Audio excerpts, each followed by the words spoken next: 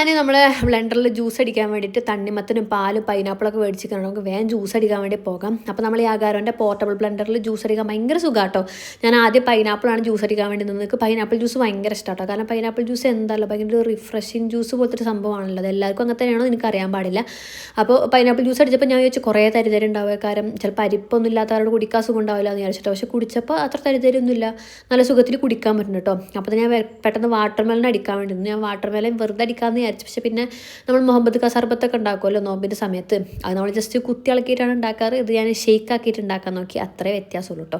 അപ്പോൾ ഈ തണ്ണിമത്തനും തരിതരി ഉണ്ടാവും എന്ന് വിചാരിച്ചു. കുരുവിൻ്റെ ചെറിയ ചെറിയ തരിതരി ഉണ്ടെന്ന് മാറ്റി വെച്ചാൽ ബാക്കി അടിപൊളിയായിട്ട് ജ്യൂസ് കുടിക്കാൻ വേണ്ടി നമുക്കിതിൽ പെട്ടെന്ന് തന്നെ ജ്യൂസ് ഉണ്ടാക്കാൻ പറ്റും. കുറേ മിക്സിയൊക്കെ എടുത്തിട്ട് പണി വേണ്ട സമയം തന്നെ ജസ്റ്റ് ബ്ലെൻഡറിൽ തന്നെ അടിക്കാൻ വേണമെങ്കിൽ ബ്ലെൻഡറിൽ തന്നെ കുടിക്കുകയും ചെയ്യാം കേട്ടോ.